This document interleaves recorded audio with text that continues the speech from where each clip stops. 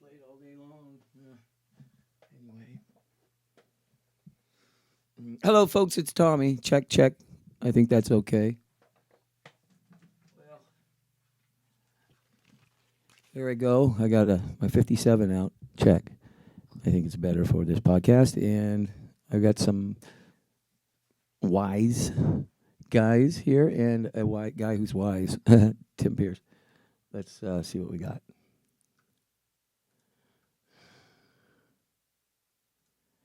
Tuner's right there. Oh, this is a tuner? Yeah, just press the, you see that on-off thing right in the center there? Oh, nice. Oh, press it harder. Longer. Harder, Tyler. Okay. Longer. I got my strap to tune up here. It's all right. Oh, cool. Yeah. I've had a tough time this year with my blood disorder.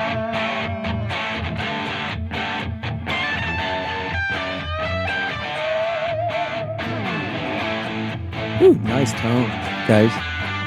This guy's got a great little show. I'm using excerpts.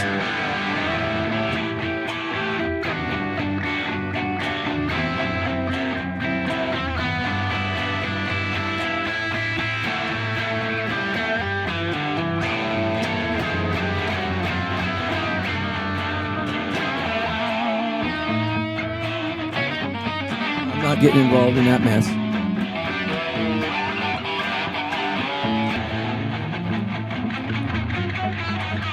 Stand by. See if I'm coming through.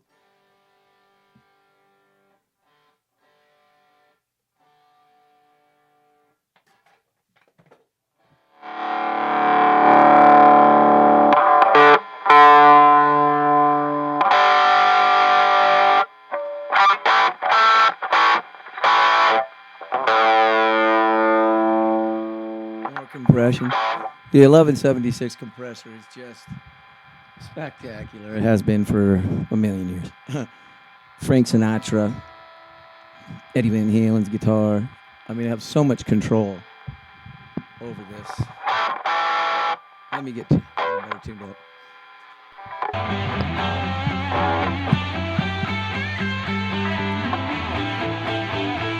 Yeah.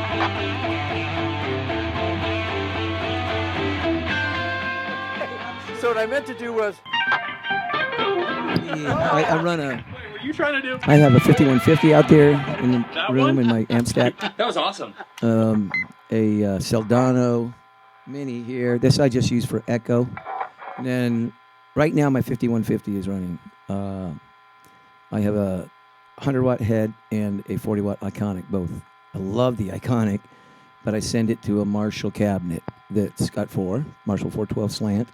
It's an old speaker ripped up, but it sounds great. And I have one creamback and 3 greenbacks in that cabinet. And I can choose which one I want to mic. With a 57 and a R10 ribbon from Royer. I had a 121 for years and used that package religiously, but it got stolen. Anyway.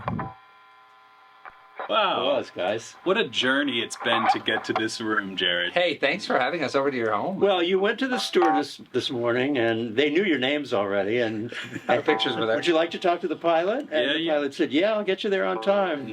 A great joy to be here with the great Tim Pierce. Absolutely, man, an honor. Well, I watch your show, and I listen to your show, and I know it well. Great show, I love it. It's a great community that we get to be part of. And I do get people to come visit. I'm going to do some more this year. I mean, I visited Osnoy in New York. Love that guy. And I had Phil X here and some other people. It's been really nice to host people and to interview some people. I plan on doing more of that this year. Mm-hmm. So, but I'm fine here by myself. And it's funny. I had Mark Terry here. A few years older ago. than Tim Pierce. Sasato here a few years ago. So I've been doing this a long time. And Me too. 51 years professionally being paid. This is the time of year, right? Everybody starts knocking on your door, and they're like, "Tim, it's NAMM," including us. Yeah, hello. Who are some of those people? Your plans for the NAMM show have changed you know, from one time to the next, you go to one show, it's a certain thing that's going on in your life. Where we are with NAMM these days, in a post-COVID world, there was some ups and That's the downs. I way feel of like we're all things. finally back and ready and Hey, raring it's to go. TommyRad, The episode internet number world has 6, I fleshed think. itself I'm out trying to more build a than ever show. before. The TommyRad So Guitar everybody, Cast. I think, is on a more even playing field more than high ever end. before as far I as have the a 1073 understanding preamp here of from what we're all the great doing Rupert here, Neve. what we're supposed to get out of this.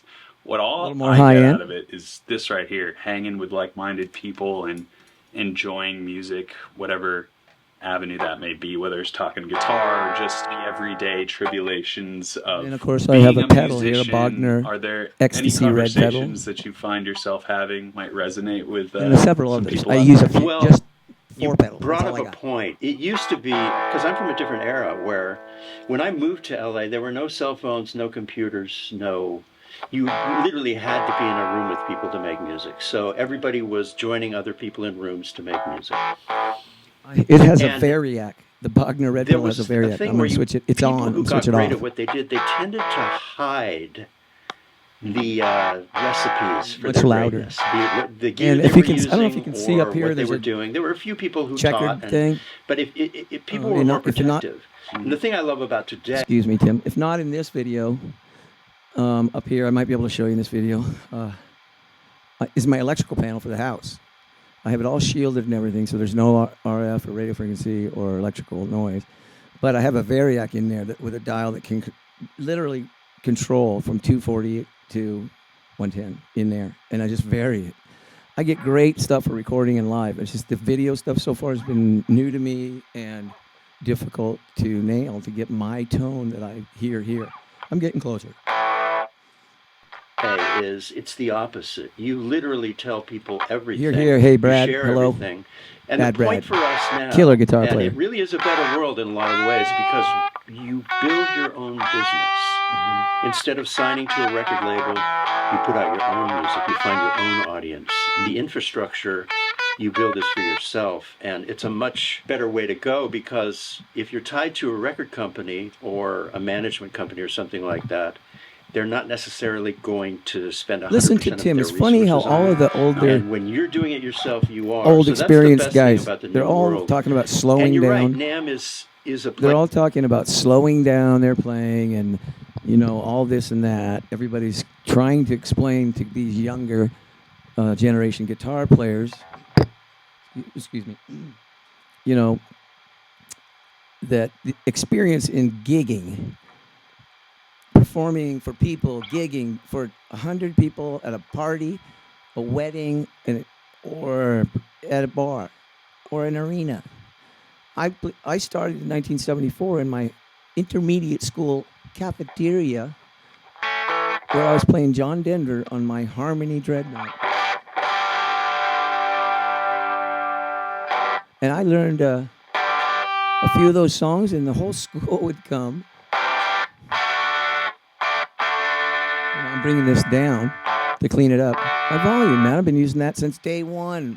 I mean, of course. So, even my older brother in high school, we had a brand new high school built in Lake Tahoe, Tahoe City, where I grew up. I was born in Manhattan Beach, California, until about, 4, 5, 6 years old. And then Mountain View for 2 years. Good God, that's a story. Because my parents bought that house for $19,000 in Mountain View. We lived there a couple of years, and then Lake Tahoe. And today, 10 years ago, that 3-2 little house my parents lived in with us, with 4 boys. The 5th one was born there, John. Anyway, it sold for $1.25 million to someone wanting to work at Google. All those places were Sunnyvale, Mountain View, Cupertino, Walnut Creek, right there. Yeah. Anyway, they built a house in Lake Tahoe where we grew up. I know I was there in 1970 for sure, when I was 10 years old. And I started playing the guitar and snow skiing immediately, of course. I had skis on all the time.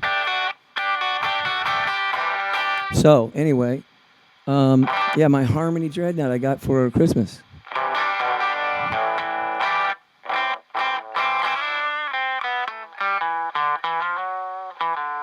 I got for Christmas. But my very first guitar was a Sears and Roebuck. My mother was a religious Sears and Roebuck shopper. 5 boys in the 60s.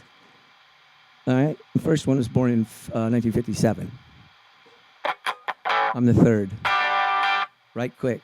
But by the end of October of 60. Oh. Hear it out? Oh, that B. Hold on. I'm using my ears. I'm going to use the tuner too. Place for your audience, your followers, your people to show you how much they appreciate you, and you can tell them how much you appreciate them. So I love it for that. After playing for so many decades, how do you still stay inspired to be like we walked in today That's and the like you were ready to question. go? I man? have a Three hard rigs time set up for us. wanting He was to like, pick this one's this this up. one's this. Well, thank you. Let me say this. I mean, I've had to struggle here all year. I have 17 guitars here that I own and play, and 50 more in the closet that I've had for years. I'm a collector and a player. And anyway, I've been playing my whole life.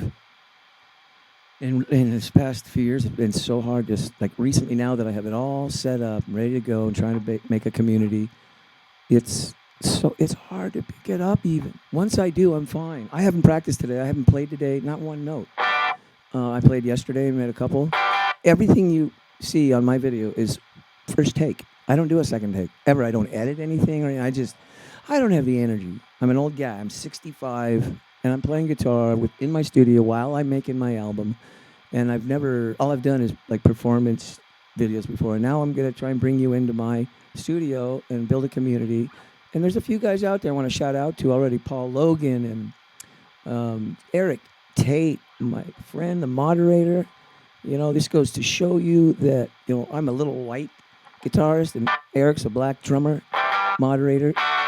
And man, we're friends online. And I'm got a lot of African American friends, and I even hate that term, African American. This is my favorite. Supposedly, Joe Bonamassa says the most difficult chord, E, because you got E, E. Great chord. Make sure you mute the A. And then there's this one that's the seventh, E major, I think. And then if you do it the other way, just like there's the E here. This is the one. Yeah, this is the hard one. Because you got to get E here. And wait, where's the E? Yeah, here. Yeah, so it's, and I have bad arthritis. Is that it? There it is, sorry. No, that's the diminished. D. There's the E. So you need. There it is. There's the one Joe's talking about, and it is tough. Mute the A. There we go.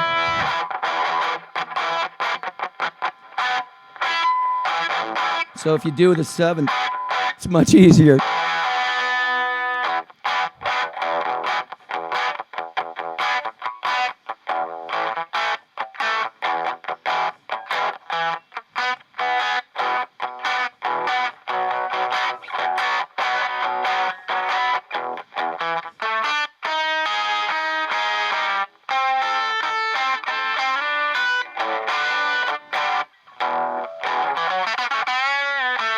All right.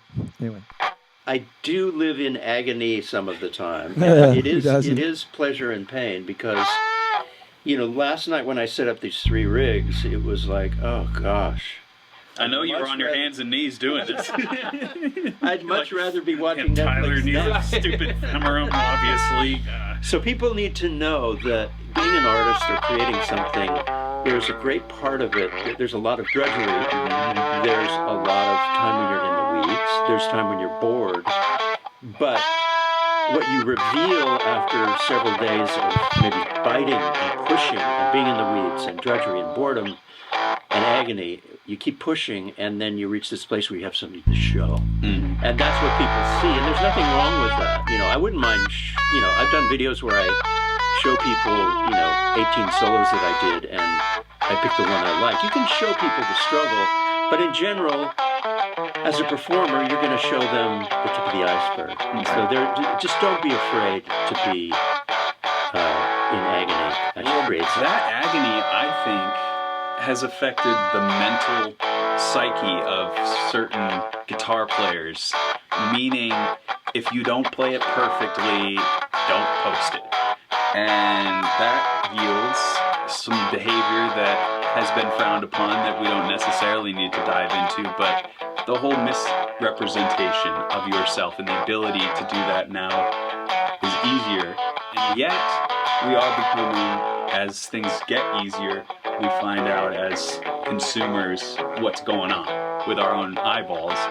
And that pressure, I think, is what led to all of this chicanery with trying to be, I don't know if it's comparing yourself in that crushing feeling of anxiety that you can't measure up to someone else's posts, which may or may not have been real, as we've learned. That sort of cyclical maelstrom of chaos is really something that if you have the right person to tell you, no, don't worry about that, then that's great. Or if you're like us and we've been run over 100 times and we've learned, oh no, that's fine. Absolutely. But for the other people, the majority who don't have a supportive word in their ear, they only have what's represented to them on the screens, it can make it difficult to really embrace your true artistry, whatever talent level, technically or otherwise, that tends to be. And that can really rob people of the joy of these things and the music. And it's kind of sad because that kind of thing doesn't scale. It won't last. No, you can't get away with things forever. But when it comes to guitar, I just have such... It's surprising to me because I, like to echo your sentiment, I get so much of a reward when I finally finish the thing, whatever that thing may be. And that sort of dopamine hit is way better than any refresh point you can do. Well, you mentioned a couple of things. The scale leads you to these chords. You mentioned music, and for me, guitar was always in service of a greater concept, which was the song and the singer. You know, the great guitar solo on Stairway to Heaven was surrounded by Stairway to Heaven. But what you have in social media is often the only way to rise to the top is to play twice as fast as the fastest players in the world. And frankly, to me, I would rather hear something slower in the context of a song most of the time. But that's just because of my upbringing. But I understand, and I will never criticize somebody who is, playing 64th notes at, 200 ppm. That's a little slow, but can we compose some sort of beautiful sounding jam? Ooh, a jam. Ooh. Let me get my tune.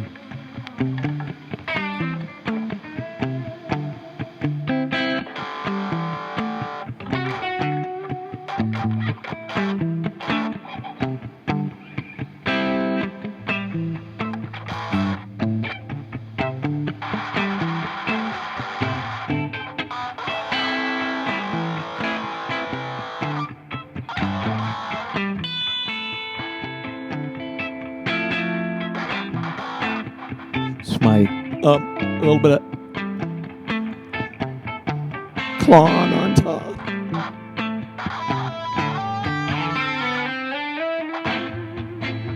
Nice, Timmy. Tim. No, it's James Jarrett. Yeah, and he's good. He is a good player.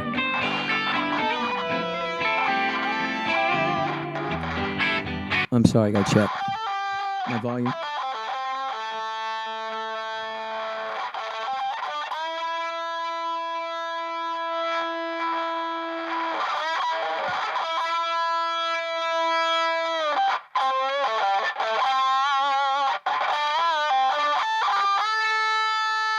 Is that all right?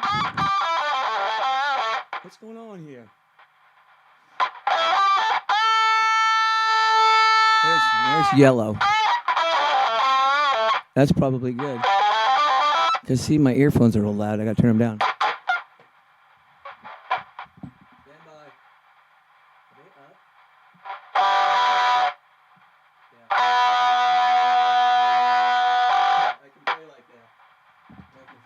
Not blow out my ears. It's hard to get any volume.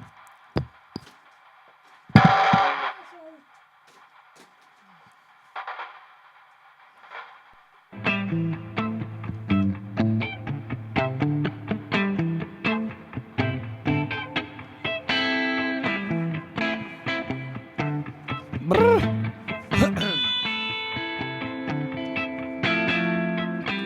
this is ridiculous alone.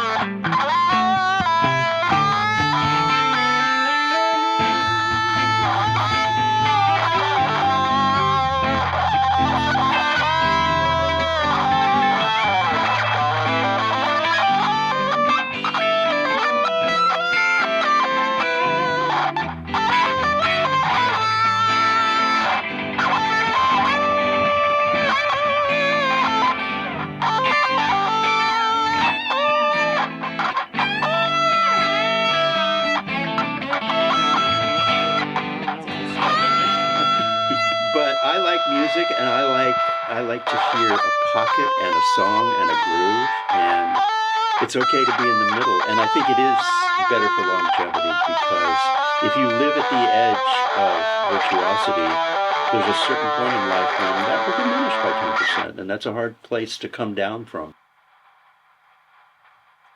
Oh, there we go. Yeah. But yeah, people should make sure they enjoy music in addition to guitar. I did a solo full record screen. years ago, and I wanted to reach the wives and the girlfriends more than the musicians. Yeah, that's Nice. right. You know, so That's I a funny, just- like put on your whiteboard when you're going. I to the learned writing because I room. liked Who are my music, and I writing liked girlfriends? acoustic Is there a guitars as a time little now, kid, in like let's say 7th and back 8th in the grade. 80s, when you I saw forget how what was old you are, happening, 7th and 8th grade. and you said to yourself, you said, this is like a little bit of a rat race. Yep. Like, what's the goal? Absolutely. Dude, I The started lucky thing that in the happened to me, I 60s. had chops that worked I'm well in the 80s. An old guy. But there was, you know, Like Tim. I could And listen, never I be lived in Eddie Van California. I was Halen or when Steve. Tim. He says he came to LA in 1980. I, of course, was there. I lived in Santa Barbara in 1980, playing in one of the biggest bands in town. In Santa Barbara, it's like different than Chicago or New York even. It's LA, you know, 38 minutes from Hollywood. And all my gigs were in LA. Mostly Van Nuys, Tahunga, Burbank, and shitholes. But anyway, I was playing Santa Barbara, downtown, State Street. The best bars in Montecito and Santa Barbara. Santa Barbara is Montecito. Montecito is Santa Barbara. And I lived in Goleta, north about 7 miles of downtown Santa Barbara. I went to high school there for my senior year. That's where I met Randy J., who was a 17-year-old guitar player on stage at the San Marcos Outdoor Amphitheater. And there's 3 high schools in Santa Barbara. Dos Pueblos, where I went, San Marcos, and Ceres and Santa Barbara High. Anyway, he was playing at the Outdoor Greek Theater. They have real nice theaters in all 3 high schools.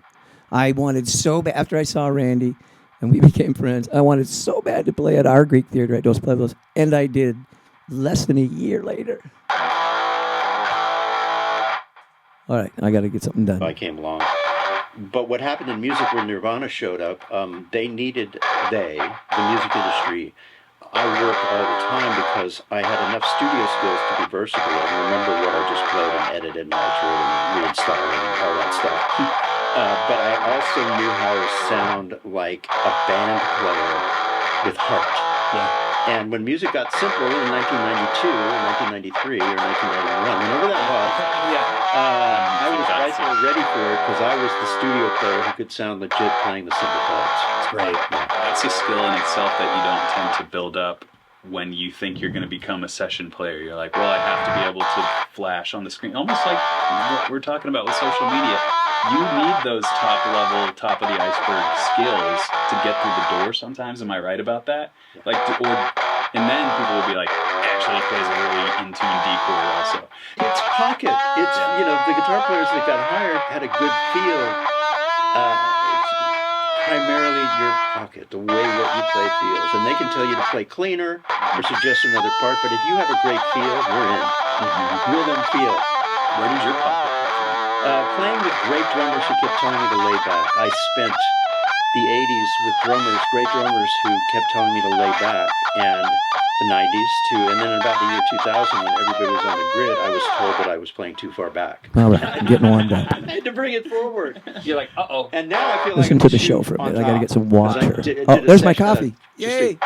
a session with a friend of mine. And Shit, it's getting hot in here, man. I got to turn the AC back on. Bring it Let's back, see how it yeah. affects my Wow. show. Yeah. Do you analyze your playing at this stage, looking at waveforms like that? And No, seeing, or- I could hear it. Yeah, you can. I could hear it. Yeah. Yeah. Totally, of course. I mean, I love being exactly on the grid because that's where we live all the time. Yeah. But on this particular day, I was too in front for the room.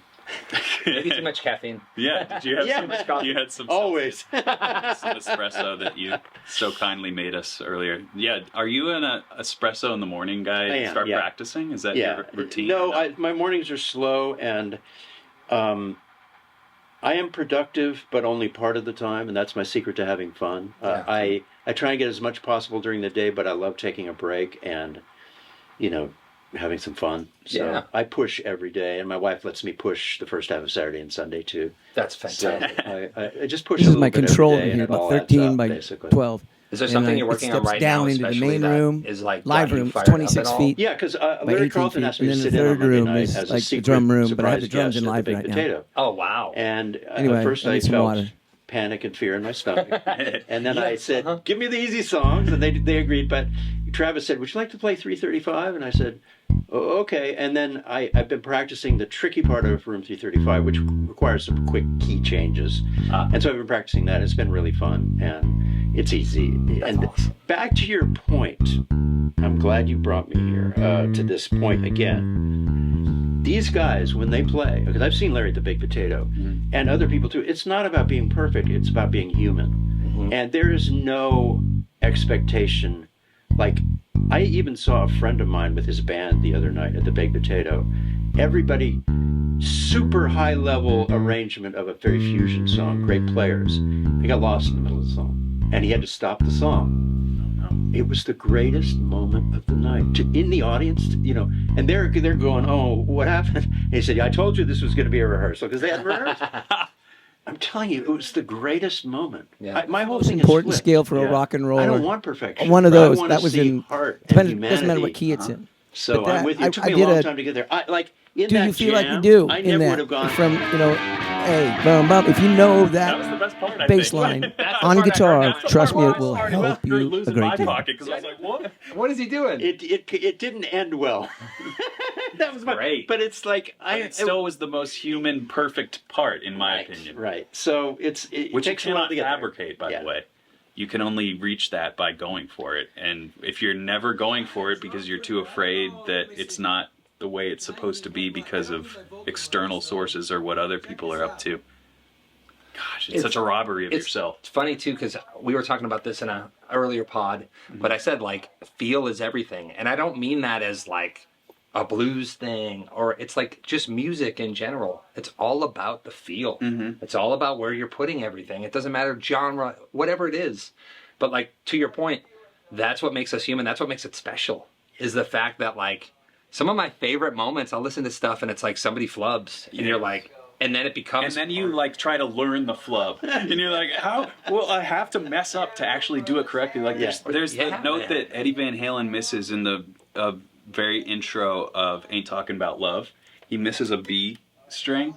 And when I learned that riff, I was like, it doesn't sound right. And then I missed the B string on accident. I was like, it was like the hair on my neck stood up. I was like, that's what he did when he was doing the intro, and they kept it, and that's why I like that intro. It's like when someone pushes a fret down too much on a chord and it's out of tune a little bit, and you hear the...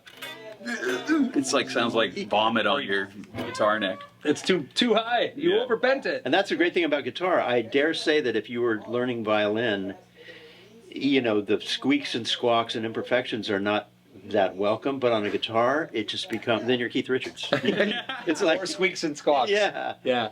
Great. That's funny. Guitar's great for that. Can we demonstrate to put a bow on that feel subject? Yep. Playing ahead and behind. Absolutely. And what that feels like. Yeah. So we can let Yeah. people know like what's wrong. Yeah, just give me play some rhythm, and I'll go for it. I like those Vemoran pedals. Those are sweet, man. Super high quality, yeah. Mhm. Shank's one's really good.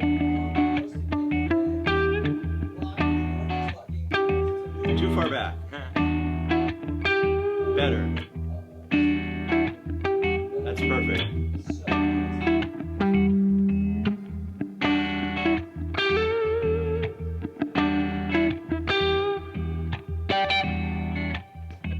That was good too.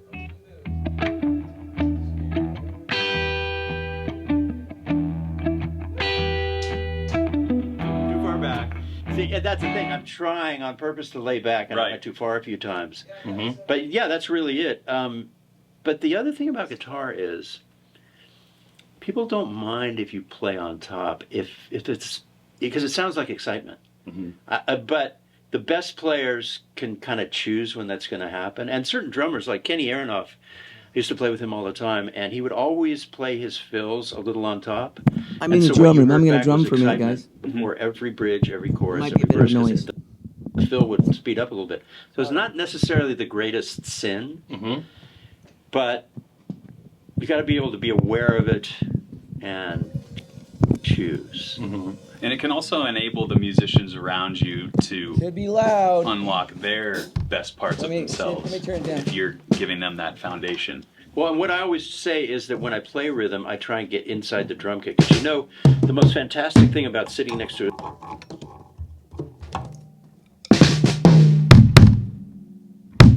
I can't see it.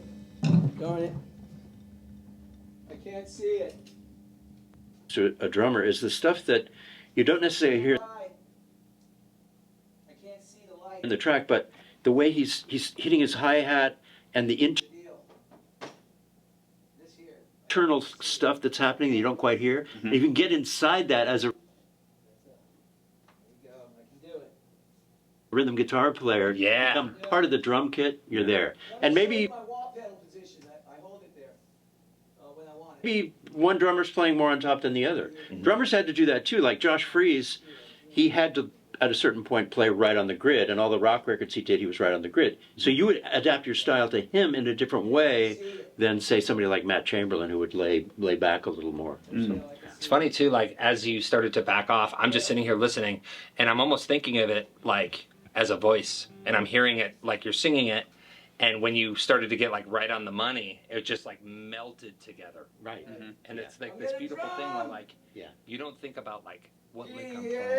It goes beyond that. You're like, no, it's how it's all woven together to make. Let's see, can I hear it here? Hold And on. I'm still working on it. I'd like to get better at it. I'm the guys that, like, if you play with Ray Parker Jr., this legendary guy, when he was like 16, he was doing Motown records. They would hire him just because of his feel. He couldn't necessarily read the chart, but they just had to have him on the record playing a simple part because his feel was just so perfect, and it still is. There are people like that out there. Madison Cunningham has that. Really? If you listen to her, I did a three-way jam with her for a UA thing, Please and she work. has a pocket that I could spend my life trying to. Where does that fit into I think I got guitar in particular, Yeah. the rhythm side fitting I can into hear it. the melodic side? Nice. Because sometimes I'll find certain chord that in progressions there. and harmony will Come on, dictate pocket of mine. forever. You know, ideally you have the same pocket about what you're playing, but I'll get more excited about certain things and maybe Okay. lock in quicker. Do you have any sorts? I guess that's your. I didn't genre. think I was going to drum, but I guess whatever that's you okay. put up, whatever track I'm you down put here, up, friends. if You it's might, nah. an Gosh, could you amazing see me? You might be able to see me if I move the camera. Give me a second. more on the grid. Do I see And the you can lights? actually Yes. put it Still too bright. inside there. The thing about great singers, they ignore Still the too lights. bright. You see And the that's why light? when when I play on a song, I often have to turn the vocalist off because they, a great like Frank Sinatra, it's just he's completely abandoning. He's pulling against it, and that's what makes it feel so good. You can't get away with that as a musician as much as you can with a singer.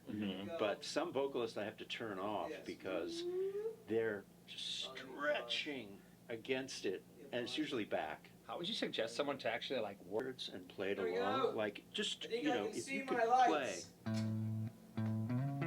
Air conditioner's on still. It's loud. Shoot. Play it by yourself. There we go. And then listen to the record. All right, let me see. Yeah, it's yellow. That's okay. Yeah, I don't have to be perfect. Sound legit. I'm enjoying the Play drumming. along with those records. Truly. and then play I'm actually surprised. I didn't expect it. I'm working on straight beats. Gentlemen.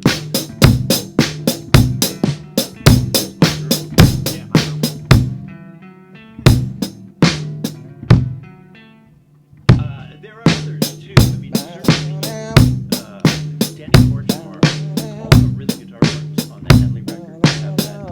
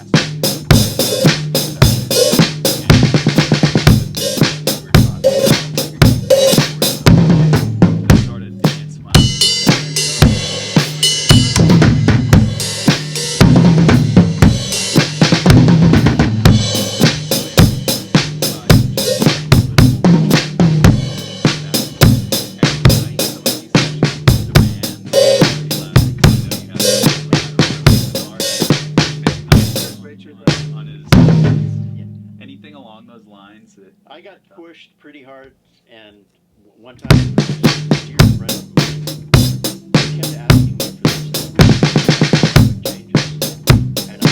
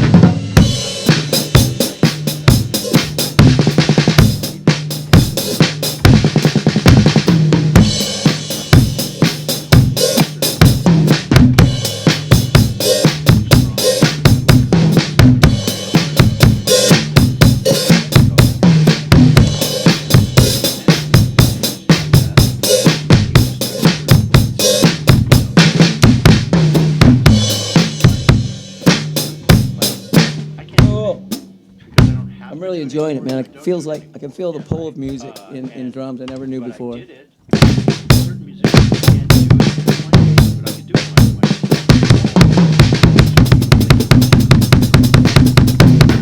Independence of beat, man.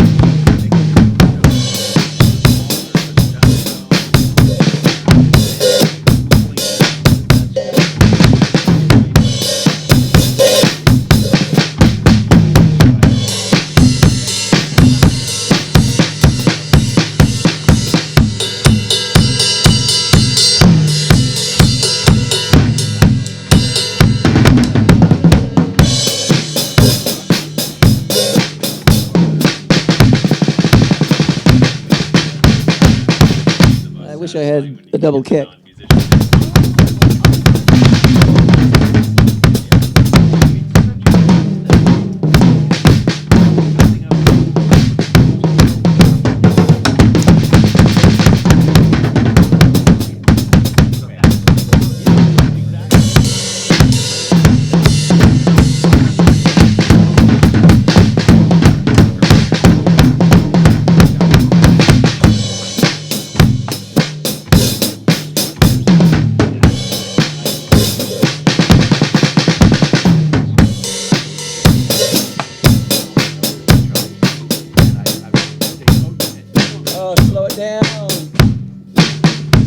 full snare.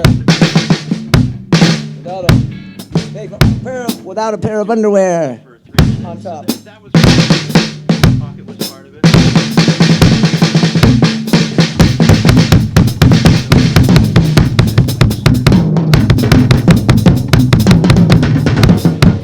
It's better the roll sound when I click the snare off.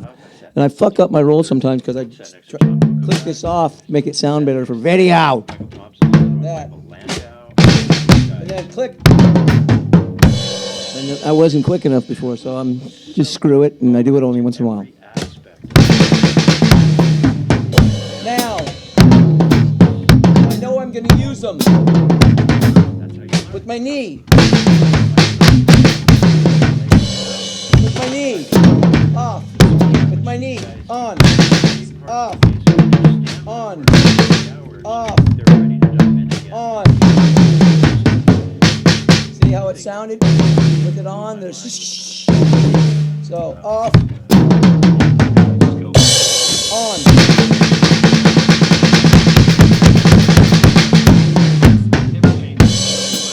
Off. On. Off with my knee. See?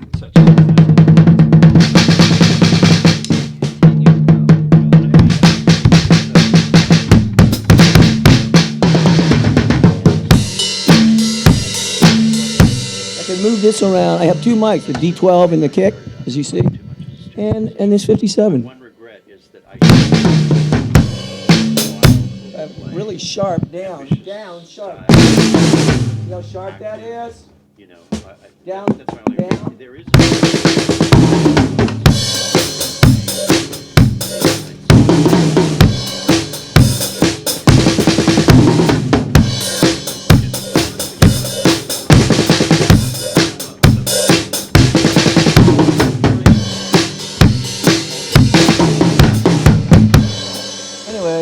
I experiment, that's all.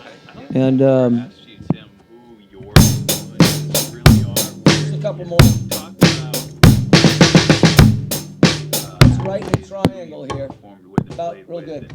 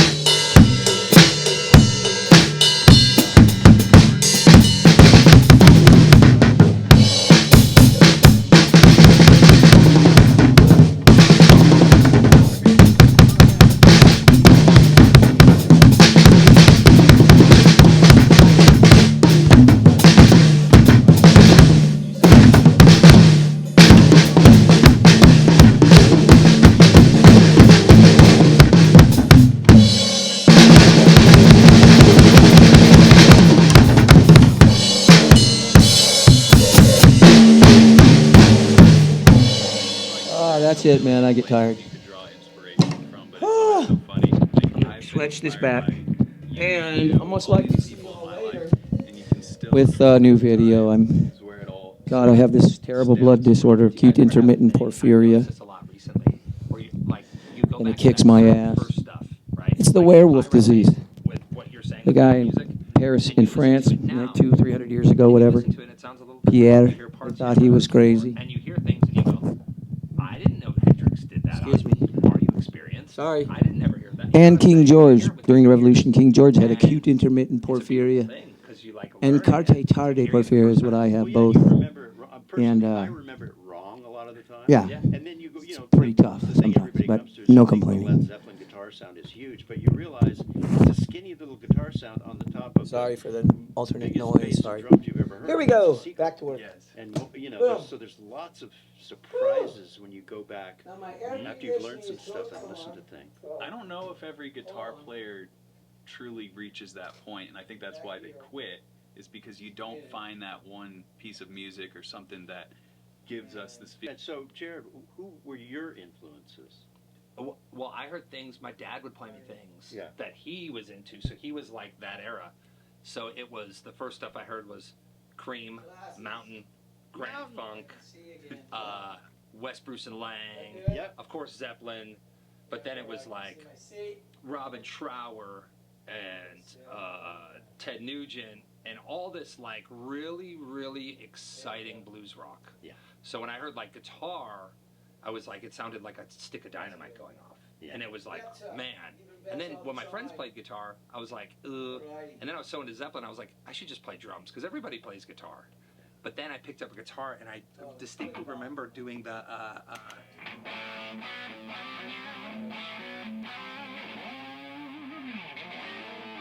like that sound, right? Yeah. And it was like, okay, that like pulled on it. And then that's all it took. But That was actually the first riff he ever played when he picked up a guitar.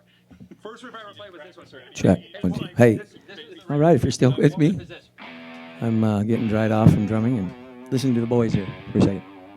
I got a few other ones too for multiple That was the first one. videos coming I up. was like, whoa. That's Richie great. Blackmore, I forgot him. Deep Purple. I was I changed this. insanely in love with everything Deep Purple did. It just insane. Big time. Yeah. Was there a certain lick Reminded me. in any of those early obsession phases? Well, I mean, of course, Here. Check, check. you know, that So was good. the, you know. There's a couple licks like that it's not like you're going to transpose them and play them all over the place, but when you play them in the exact spot. Oh, and Band of Gypsies. I'm sorry to interrupt, but it's a Band of Gypsies. It's just like I listened to that like 400 times, and even though I don't play that way, I wanted to.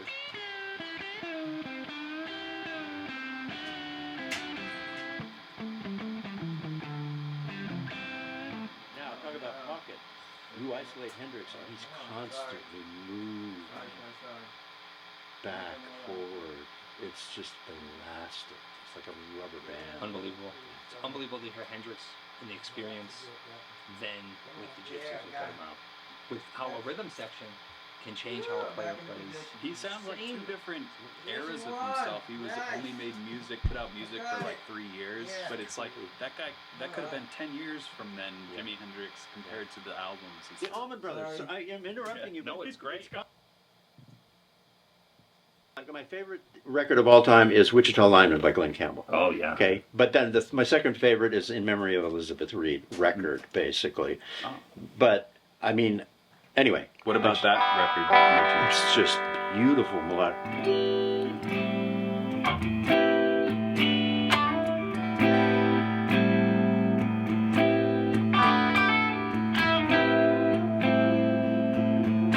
I mean, it's like just this, it made me float. It was almost like when dinosaurs ruled the world because, like, those guys were going up there. They're like, man, we're just plugging in and we're playing, and you listen to it.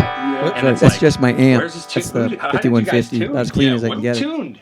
We I did can it. make a Les Paul sound that sweet on the bridge pickup. Right, and all of a I sudden you guys... can't. It's like Insanity. It's crazy. And then another band, then I promise I won't interrupt you. We're going on a tangent, bro. This is So in the late '60s, Three Dog Night was my. So it's way before your time, but Is that echoing? songs and singing and Pocket and Groove, insane. So I just had to mention them. It was more about the music and the songs and guitar and service of that. I see. So, but every era is different. Like I'll have musicians here, and I'll make There it references is. to the '90s, and they won't even know who I'm talking about. Right. The '90s. Perfect. Yeah. It just changes so quickly depending on when you're born. I had a conversation with a friend the other day. We were talking about ZZ Top, and I was playing some old ZZ stuff. And I said, yeah, it's crazy how most younger generation, even if it's not, let's say LaGrange or something like that, these deep cuts off these records, they've never heard this music. Like, unless it was played for them, they don't know this music. So it's almost like you can't get mad at people when you're like, oh, you don't like, they're like, how would I ever hear, you know what I mean? Yeah. Tejas or any of these records, whatever. It's hard to realize that not everyone has the same taste as you when you're so sure of it. That's true too. Well, when we have these in our hands, man, yeah, we're man. so sure of it. Yeah. I remember I made a YouTube video and it was asking, I found, younger looking people or really just any people. And I said, do you know who Jimi Hendrix is? and half. And I was like, I heard an amazing story. I thought for sure it would be like 99.9%. They were doing a best of Hendrix record. I can't remember if it was, someone told me the story that was there, and one of the interns came in and they were getting ready to start this record, the talk for the record, and they said, yeah, does anyone know if Mr. Hendrix is actually going to come for this meeting or not? And everyone kind of looked up, He and does. the We family need to was get out there, and Ghostbusters. everyone just kind of looked up and was like, okay, we can start the meeting. He won't be attending. Yeah. Yeah, at this point you have to forgive everything because everything's moving so fast now that we're just do P-bass your on my thing Roland and Phantom. watch everything. It is moving fast, but do we have to keep up? No, Who's telling us No. that we have to go fast? no.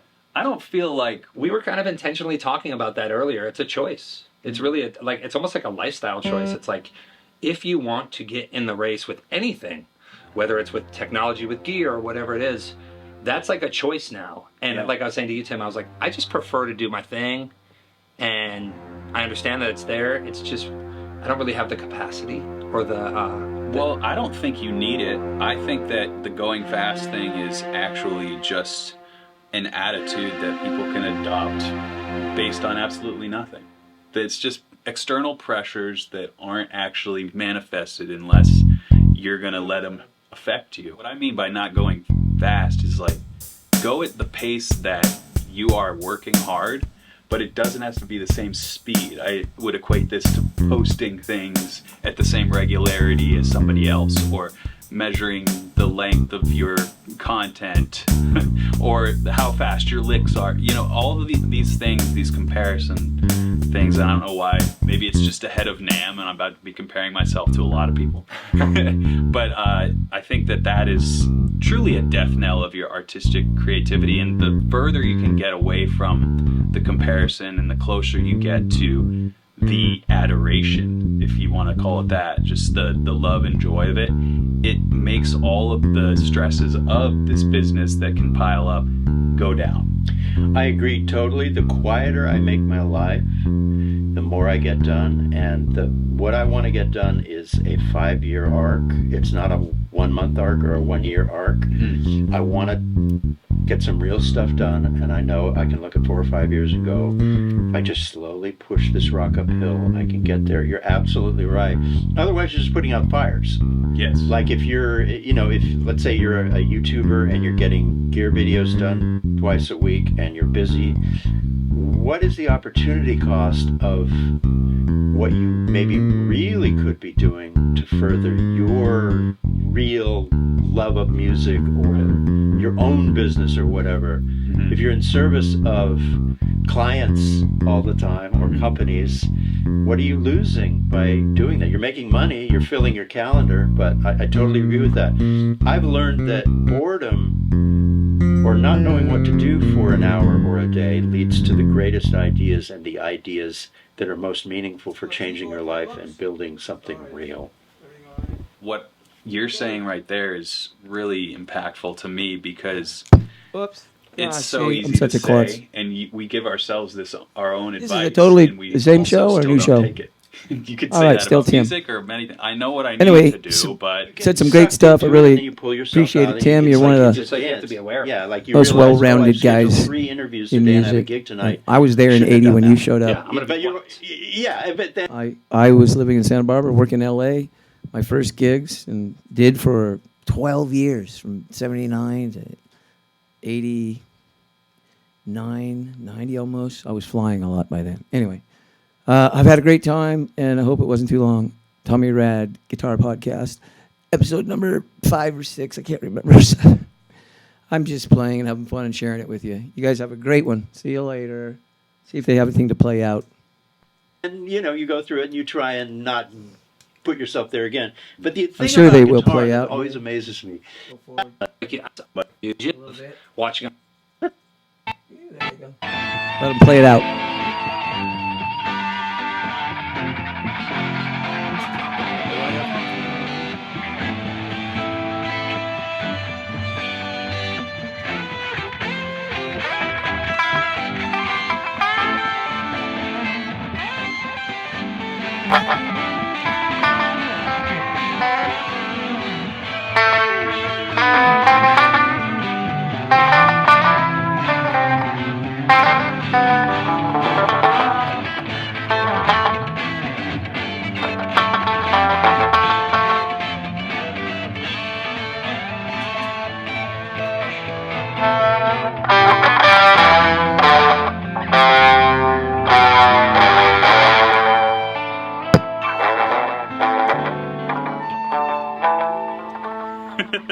a volume pedal here. Might as well use it.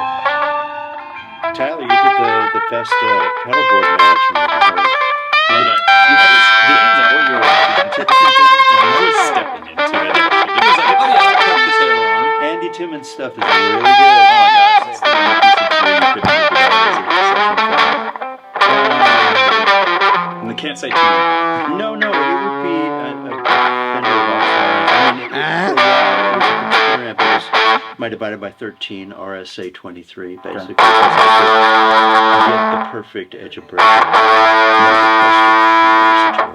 Man, it's been such a privilege. We have to talk to you all day. We have to do it again.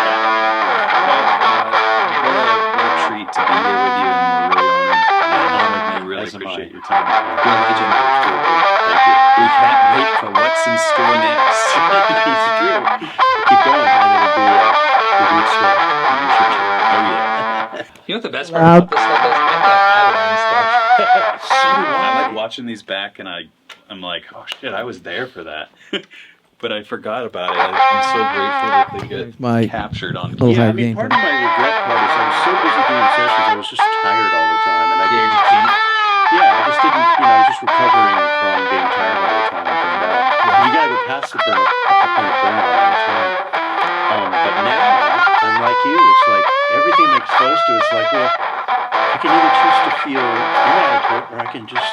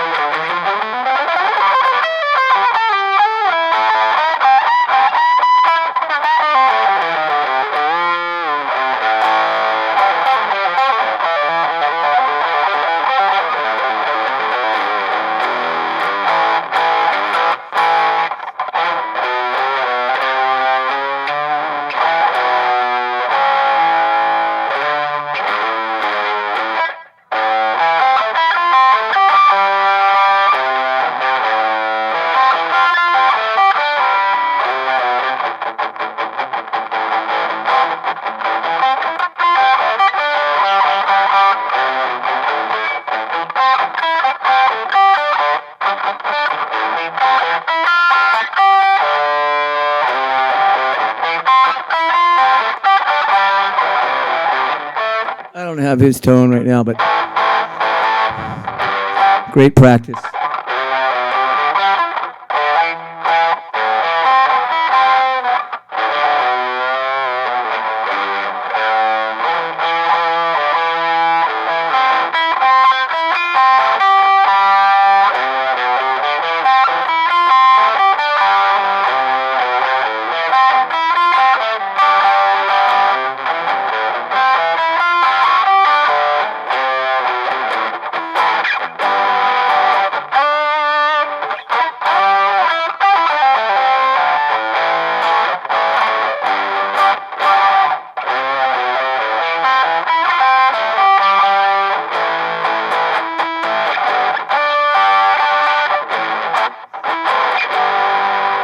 Probably too loud.